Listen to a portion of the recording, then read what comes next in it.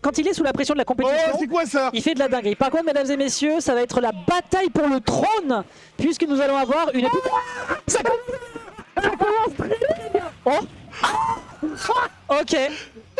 Ok. Mais je l'ai dit qu'il a chopé une bombe aujourd'hui. Alors, attends. Pour sa défense, il s'agit de Teco. C'est Teco qui a récupéré la bombe. Non, bah non.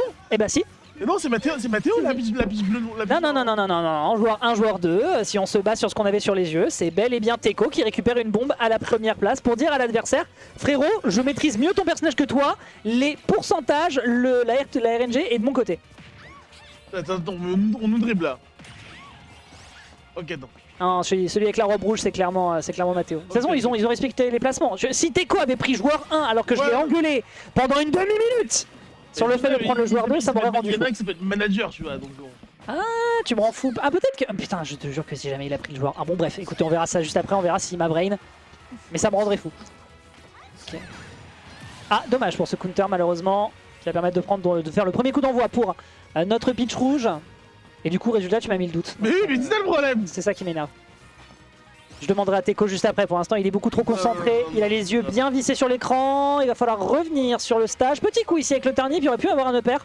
Ce sont des bons enchaînements qui sont proposés. En fait, le problème, c'est que les deux font des side B dans side B panique, donc on va pas savoir le. Bah oui, c'est ça. C'est ça qui me fatigue un petit peu. C'est ça le problème, chat. Ok, petit coup de couronne directement enchaîné. Okay. Tu vois, la rose, c'est Mathéo, ok, d'accord, ok. Tu vois ou pas? Bah oui, bah écoute, ce mec est un salopard. Je lui ai demandé de se mettre en joueur 1. Non, je vais leur dire juste après pour la game, sinon ça va m'énerver. Ok, petit enchaînement ici qui est bien fait. On essaie de bait un petit peu pour la réaction adverse. On prend son temps hein, quand même du côté de Teco. Il n'y a pas besoin de se précipiter plus que de raison. On punit ce forward smash un peu gourmand de la part de Mathéo qui pense être en confiance. Mais je répète, Teco a quand même de la ressource. Side B panique, on les reconnaît. Magnifique. Ah, là tu fais comment? De toute façon t'as pas besoin de te précipiter, tu fais le tour, ce sera le side B qui réussira à l'emporter sur un adversaire qui justement va peut-être un peu trop vite. Teco est conscient qu'il a du retard, après c'est pas monstrueux non plus 40% hein. Face à une pitch, tu peux quand même avoir du kill power, tu peux rattraper un petit peu la cadence, et oui c'est quand même assez safe, très excellent backer sur un adversaire qui se perd légèrement. Après si tu poules un stitch, tu récupères le retard aussi. Tout à fait. C'est aussi justement pour ça que il n'y a pas besoin d'aller vite. En fait je pense que c'est un match, c'est un ditto sur lequel t'as pas besoin d'aller spécialement vite. Ça va dépendre des items que tu récupères, ça dépend de ta RNG, voilà. Si l'adversaire te rentre un peu dedans c'est ok. Si t'es bon sur tes anti-air, et on a quand même de jolis fondas du côté de Teco, ça peut faire la différence. Voilà, le counter était un peu de trop mais tu ne peux pas aller aussi vite parce que tu étais déjà parti en retreat et Mathéo le voit. Donc Mathéo te prend un grand backer dans les gencives. Mais après de toute façon Peach c'est un perso à fonda en vrai, donc si t'as pas les fondas tu ouais j'entends. En vrai tu peux pas jouer Peach sans fonda. Belle patience de la part de Mathéo. Et t'es obligé, en fait c'est un match-up où t'es obligé d'être patient, t'es obligé de jouer le bouclier dans ce match-up. Tout à fait. T'es obligé de jouer le bouclier parce que forcément bah Peach c'est un perso qui a énormément de coups en close quarter. Et du coup si tu veux jouer les close quarter t'es obligé d'être patient. J'entends ton argument. Tu dois punish. Bah là de toute façon les deux en sont conscients, hein. Ils savent très bien que le close quarter va être déterminant. Et justement cette dash attack en punish sur un adversaire un peu trop imprudent permettra donc à Mathéo de quasiment solder cette première game. Mais attention, sur son tableau de chasse, il a encore deux stocks qui ne sont pas prises. Et Teco va essayer de récolter sa récolte. Enfin, de récolter où ils sont, ses plantations. Je pensais au turnip, mais voilà. Non mais t'as essayé. J'ai essayé, j'ai fait de mon mieux, excusez-moi. J'ai encore le seum de ne pas avoir de 2 ce soir. Hop, petite punition ici qui est proposée directement de la part de Teco sur l'atterrissage. Et là, voilà, on se retrouve dans la même situation que tout à l'heure où les deux se respectent beaucoup, ils sont conscients. Les deux ont une idée de ce qu'est capable la pire, selon Eden, le pire personnage de ce jeu. Non mais là tu vois qu'à tout moment il poule encore une bombe là maintenant. Trop rapide. Ah, il se précipite là, il perd un petit peu de terrain, il perd un peu trop de terrain même. Bien tenté, pourtant il l'avait. Malheureusement c'est une histoire de timing qui fait la différence et le joueur de la team crew est à ça d'envoyer Teco hors du terrain. On est dans les cordes, il va falloir trouver une parade de son côté. Ah ouais, un petit peu de grandis sur cette up B, mais après quand ça tue c'est quand même stylé. Ok. C'est pas passé loin de la correction du côté de Mathéo là-dessus là. Allez, à vouloir provoquer un peu le diable. Excellent backer ici. Est-ce qu'on peut faire d'autres choses? Il aurait pu y avoir quelque chose avec ce toss qui aurait pu permettre d'aller chercher un up smash. Malheureusement il ne touche pas. On est conscient de ce que peut faire le perso et le kill est pris sur une DI un peu vilaine, disons-le, permettant d'aller chercher donc le 1-0 en faveur de Mathéo. Et alors je vais choper Teco. Teco, qu'est-ce que je t'ai dit de prendre quel placement pour le joueur? Les joueurs 2? Est-ce que c'est toi qui avais la robe rose? Pourquoi t'es joueur 1? mais tu le fais exprès. Hein. Tu vois, je t'avais dit. Tu vois, je t'avais dit. Ce mec, Tu vois, je non, t'avais dit. je ne l'ai pas inversé, c'est fait exprès pour nous. Regarde où il est. Regarde où il est, Mathéo. Il est joueur 1 pour nous, pour notre vision. Je vais te tuer. Il a écrit joueur 2, déconnecté, mettez joueur 2. Résultat, moi j'ai cru que c'était toi qui avais drop la bombe. Mais non, c'est pas possible. Eh bah. C'est pas possible. C'est pas possible. Il y a que Mathéo. C'est sa dernière cause. C'est la dernière knockout zone de Teco. Profitez-en, savourez-la. Ce joueur ne sera plus présent à partir de début 2025. Je t'ai dit. Force à lui. Je t'ai dit. Il est aussi stupide qu'il a de cheveux. On part sur la game numéro 2. J'espère que vous êtes d'attaque. Ce sera du Small Battlefield. Et cette fois-ci, Teco sort les crocs. Ouais, bon, il sort un Shulk, un vilain Shulk du coup. Le vilain joueur, c'est son perso après tout. Ouais, c'est vrai, mais il reste vilain. Hein. Ah, mais tu vois, shield évidemment, ça permet tout de suite de se défendre. Ça va être un petit peu plus délicat, je pense, notamment pour aller chercher les combos du côté de Mathéo. Et surtout, je pense vraiment à ces coups-là. Voilà, ces aérios-là qui vont couvrir quand même des zones absolument gigantesques face à un adversaire qui, comme tu le dis, en close quarter est très bon, qui va peut-être devoir davantage miser sur ses lancers de navets. Mais comme tu as de la distance et comme tu as un disjoint qui permet de s'en débarrasser simplement en spammant tes coups, ça risque d'être un poil plus délicat pour le joueur de la team Crow. Ouais, mais en vrai, le truc, c'est que... en fait, le fait que Monado Shield existe, en gros, ça coupe un peu tout le buzz Bon, alors là, le Monado coupe quoi Smash... Ça coupe le buzz au combo. Bah c'est le but, c'est bien ce que je dis. Ouais, mais c'est ça le problème, c'est que ça coupe le buzz au combo. Le problème, en gros, c'est que ça transforme un peu en mid-shield. Bah, du coup, même si tu sustain quand même quelques de buzz, tu sais que si Mathéo suit une seule et unique occasion, bah il va te fumer en fait. Ok, on a l'occasion de trouver une punition sur un... Ouais, ok, on trouve quand même un petit jeu de juggle, c'est joli. 42% qui sont pris, on n'a pas l'occasion de punir avec ce Buster. Et justement, c'est au moment, c'est à Mathéo de pouvoir se rattraper. Sur la tech, il y avait un joli truc à faire malheureusement. On n'a pas anticipé le fait que l'adversaire allait oublier qu'il fallait revenir tranquillement sur le terrain. Par contre, ce forward smash qui est fait en retreat est absolument phénoménal. On voit beaucoup Teco le faire. Les adversaires l'anticipent pas forcément. Et faire ça à 183%, je me permets de le dire, c'était osé. Bah écoute, il leur faut des grosses hein. Bien tenté. En tout cas, le side B de la piste qui vient récupérer la stock, et là on part sur une petite phase. Le shield qui va encore couper tout le buzz au combo, mais on a quand même du coup ce stain 62% de dommages. Ok, intéressant d'avoir couvert ici. On prend son temps du côté de Mathéo, il le sait, il a le float. C'est le seul personnage à l'avoir, très bon neutralaire. Oh, peut-être qu'on a voulu tenter un truc au smash. Non, je pense pas, pas à 40%. Allez, ça c'est dommage, sur le landing on l'anticipait bien et résultat c'est à Mathéo de reprendre un peu l'offensive. Et là justement Teco qui réenchaîne, profitant de toute cette mobilité que lui offre le Monado Jump qui pour l'instant n'est pas assez efficace pour se débarrasser de l'adversaire qui est pourtant surveillé de près par son équipe dans le chat. Mais là on est en droit de transpirer, bien tenté le smash, heureusement qu'on a une bonne DI, très bon shield également. Oui, le shield en vrai, vu que tu sais que le Monado il se déclenche en moins d'une frame, et là on a voulu bait avec le counter, mais on va se faire punir instantanément. Et là, écoute, on pose les couilles sur la table, on utilise le Monado Smash, mais on utilise le float avec la pitch. Il a très bien temporisé. Hein. Bien sûr, c'était obligé. Ok, on pousse un peu l'adversaire, c'est pas beaucoup de dégâts, mais à minima on est safe. Le backer qui fonctionne bien au moment où l'adversaire vient chercher le side B pour essayer de s'extraire. Et derrière, ce sera le phénoménal Downer qui permet de prendre l'égalisation. Teco qui est dans une forme un poil différente. On n'est pas sur le même joueur que sa vilaine pitch.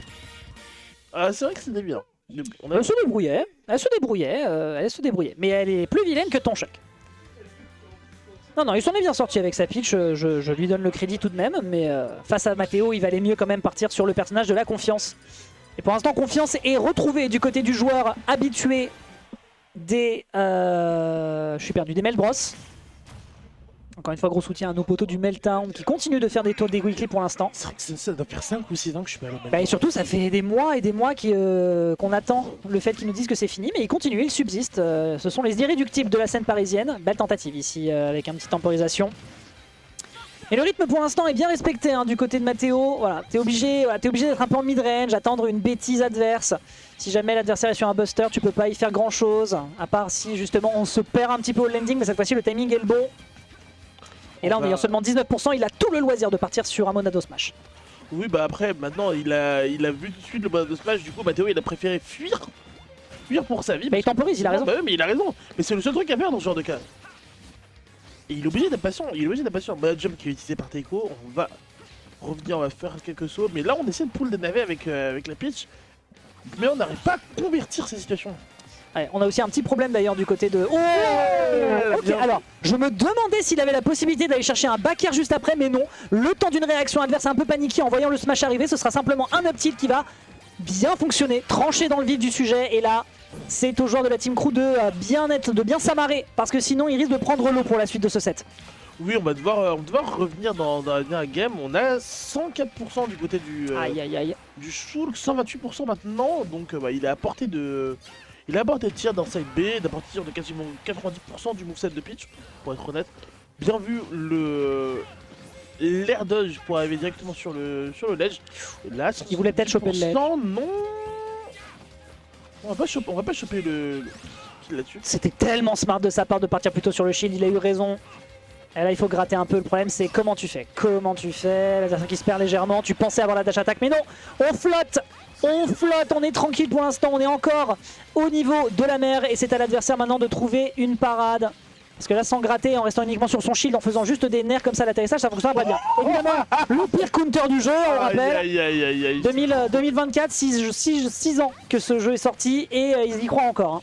Non mais faut arrêter. Bien vu. Faut être d'élu pour utiliser ce jeu. Non mais je suis désolé mais... Ouais. Ah, on saute beaucoup, c'est une belle punition hein, qui est faite côté Mathéo. Ouais, tu sautes trop frère, tu sautes trop. Oh, on est passé un instant d'un shield au jump. On utilise bien le bouclier. On utilise bien en vrai le bouclier pour Daigo quand même. Il a un bon sens du rythme au niveau de ses monados. Hein. De toute façon, il perfectionne ça depuis longtemps déjà. Et justement, pour l'instant, on s'en sort bien. Il faudrait peut-être... Il peut pas... Ah, il l'a tenté. Je m'attendais. Et bah, figure-toi que je m'attendais à ce qu'il le tente sur un commit. Voilà, là, malheureusement, il est perdu. Il va falloir attendre un petit peu si l'adversaire peut le récupérer. Malheureusement, c'est très safe à l'atterrissage si tu ne te confrontes pas dans un bouclier. Donc ça, pour le coup, enfin, si jamais tu n'es... Comment dire, pardon. Si l'adversaire est toujours seul, tu as quand même le droit de te défendre sur ce side B. Malheureusement, le grab ne passe pas. Et Teco doit encore recommencer et regratter, mais malheureusement il est off stage. Il faut trouver une parade ici face à un adversaire qui continue de virevolter sur Small Battlefield. Ouais. Et il se fait avoir par son propre Monado Smash. 93% maintenant. Et là, du coup, Mathéo, il va faire ce qu'il sait faire de mieux. Flotter. Bah là... Ouais, il va devoir flotter. Et comment tu fais contre une piste qui n'a pas envie de combattre? Tu peux pas. Tu peux pas combattre contre une piste qui n'a pas envie de combattre. Tu peux malheureusement pas. T'es là, tu deviens un potager pour tous les navets qu'il va t'envoyer.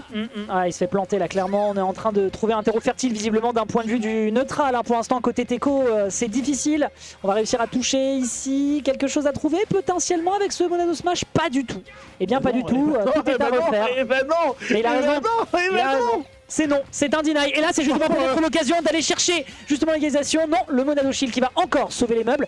Mais pour combien de temps? Parce que les meubles, c'est bien gentil, mais ils commencent à craquer de partout. On voit la colle, on voit les vis. Ça commence à être délicat. Et tu ne peux pas counter comme ça, mon ami.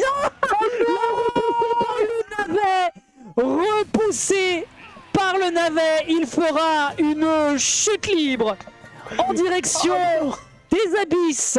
Oh non. Aïe aïe aïe, il a éteint la lumière. Je suis dévasté. Aïe aïe aïe aïe aïe. Est-ce que... Attends, je vais même leur demander parce que je suis pas certain. C'est une question. Tu t'es raté au niveau du lag ou c'est bien le navet qui t'a deny? Tu t'es planté? D'accord. Ça n'avait pas d'incidence. Tu t'es trompé sur le 2. Ça n'avait pas d'incidence. Je me demandais si le navet lui permettait justement de le drift out, mais pas du tout. On est en BO5 là? Pas du tout.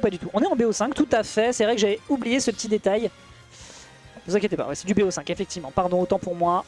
Oui, on est en top 6, donc c'est BO5. Alors les gars de la Team Crew, Mathéo est là depuis la semaine dernière, faut suivre un peu. Non, ça n'est pas fini, ça n'est clairement pas fini. Game numéro 4. Avec un choix ici formulé de la part de Teco sur Holo Bastion.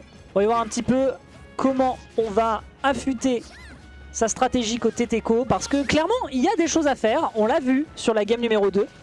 C'est cette fois-ci un counter pick qui est dans sa faveur. Voyons voir ce qu'il va aller chercher. Très bien vu ici, ce petit mix-up pour montrer un deuxième hit sur un adversaire qui pensait être safe. Ça fonctionne bien. Faut pas non plus trop commit, mais il a le droit de le faire. Il est à 0%. Ouais, mais surtout, en gros, il veut empêcher la pitch de Mathéo de pouvoir faire ses petits shenanigans quand il était en dessous d'âge. Mais on se rappelle que Mathéo a gagné la game pivot.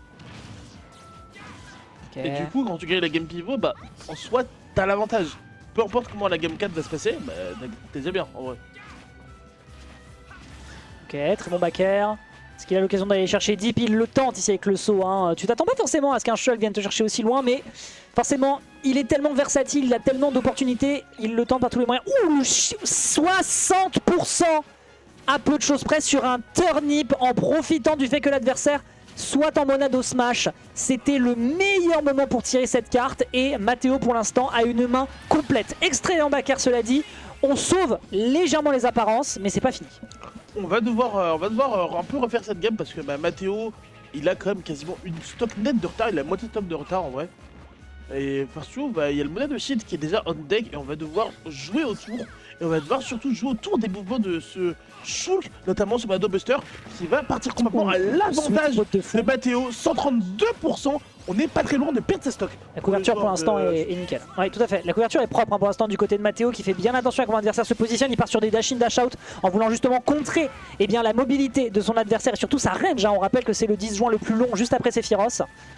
Il n'y aura pas l'occasion malheureusement de trouver une punish, ce sera un petit nerf mais le trade est en sa faveur. 46%, c'est un peu trop timide. Là clairement Teco, il faut mettre des coups et faire en sorte qu'il soit impactant. Très bien vu ici pour jouer contre le bouclier adverse qui commence à être peau de chagrin. On perd pas du tout pied côté adverse. Et non, en plus, on a quand même pu utiliser le Monado Seed au tout dernier moment. On se rappelle évidemment que le Monado sort Prab 1, c'est absolument un scandale. Oui, oh.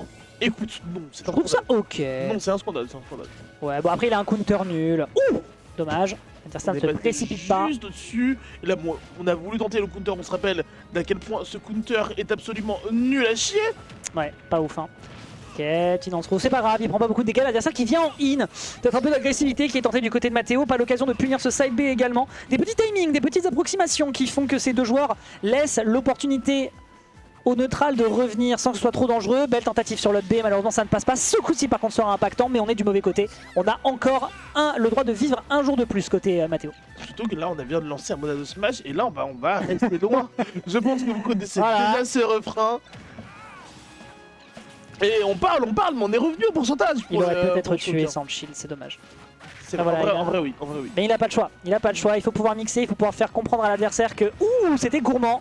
On a le Monado saut, a priori ça n'est pas dangereux. Trop gourmand peut-être du côté de Teco là qui peut-être mongolise un petit peu sur cet input. Le forward throw qui va remettre tout de suite en situation de désavantage l'adversaire. Et comment revenir? Tout simplement jamais, avec un grand coup d'ombrelle qui va tailler dessus avec un Mathéo qui... fait une erreur de parcours, qui fait une petite erreur de com. Vous inquiétez pas la team crew, vous pouvez masquer l'écran, vous n'avez rien vu.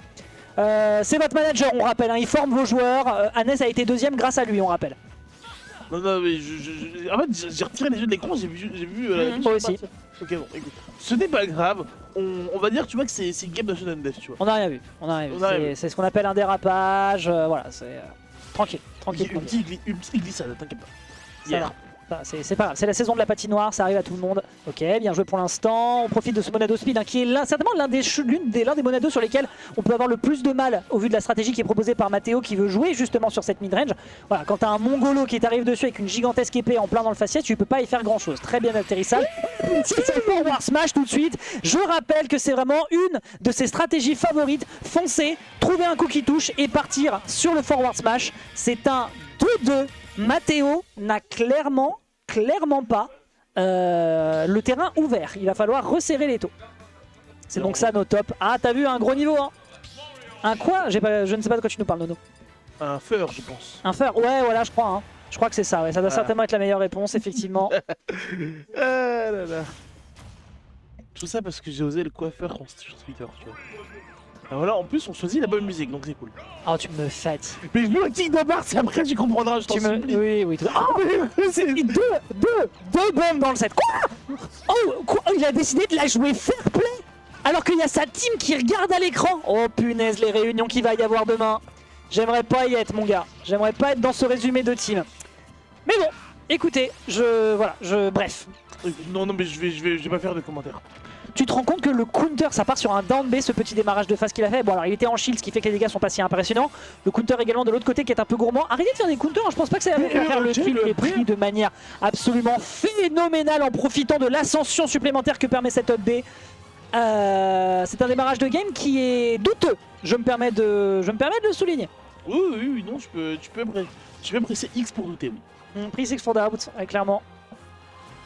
Il joue plus, il a décidé de couper la lumière. Et il a raison, parce que là clairement c'est à Matteo. Parce que Matteo, quand ils sont à stock égal, il peut se permettre de virevolter un petit peu et de profiter de sa midrange. Mais là c'est à lui qui doit aller au contact, c'est lui qui a du retard.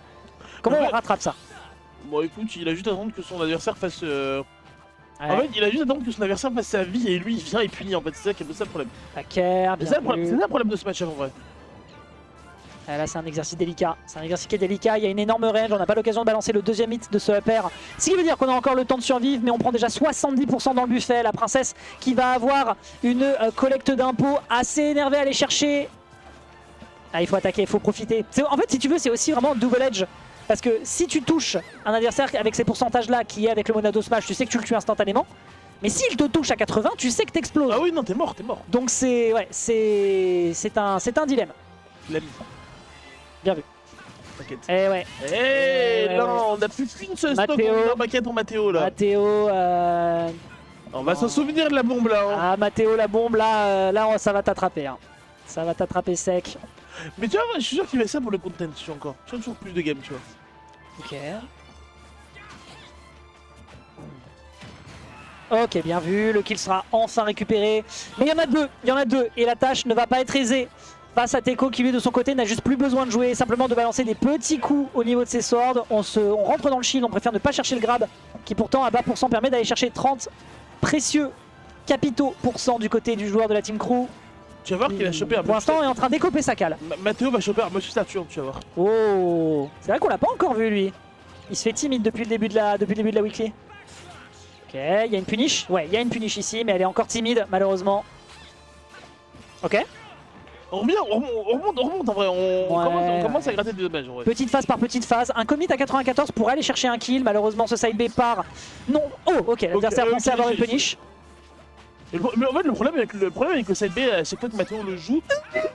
Oh là là, il a des coups d'adamantium Matteo. Ouais là pour le coup il fallait vraiment la tenter. On fera pas beaucoup de dégâts parce qu'on est en situation de shield. Un grab qui est récupéré malheureusement, on ne propulse pas très loin. La stratégie est bonne côté Teco et ce sera derrière un sweet spot coup de couronne. Il est à 87. On pourrait mourir et ce rapidement. Bref, prendre son temps là. Il y a un smash, il y a encore le smash, il a pas le choix. Super. Défensivement, vraiment c'est vraiment puissant, hein. C'est l'épée et le bouclier en même temps. Il est aussi bien à l'aise dans son désastre que dans son avantage en profitant à 100% des ressources adverses. Et là du haut de ses 87, l'exercice va être de taille pour le joueur qui était, on le rappelle, seed 1 sur l'entièreté de ce tournoi. Et qui là pour l'instant commence à avoir un peu flou. Ok, très bonne phase. Niveau exé, on est parfait, 63% qui sont sécurisés. Et on est revenu en termes de pourcentage. On est quasiment even. On est even en termes de pourcentage. Là, le seul truc qui est... Il rentre trop dans le shield. Le seul truc qui fait que Teco pourrait être en avantage, c'est le Monado Shield, le Monado Smash. Et même le Monado Smash pourrait se retourner contre lui. Ok, le Monado Jump qui est utilisé, on prend bien son temps, il y a encore 3 minutes au compteur, les joueurs ont tout le loisir, il n'y a pas besoin d'aller vite. On est en Monado Speed, ça va être difficile en termes de midrange si l'adversaire se dépère un peu, mais c'est un backer qui est plutôt fait du côté adverse. Un petit peu de Petre à l'autre bout de le bastion sur un counter qui à la base, on le rappelle, est le pire counter existant sur ce jeu qu'est Super Smash Bros Ultimate. Personne ne l'utilise en 6 ans. Et un joueur l'utilisera, ce sera Teco à un moment crucial sur un simple petit jeté de turnip.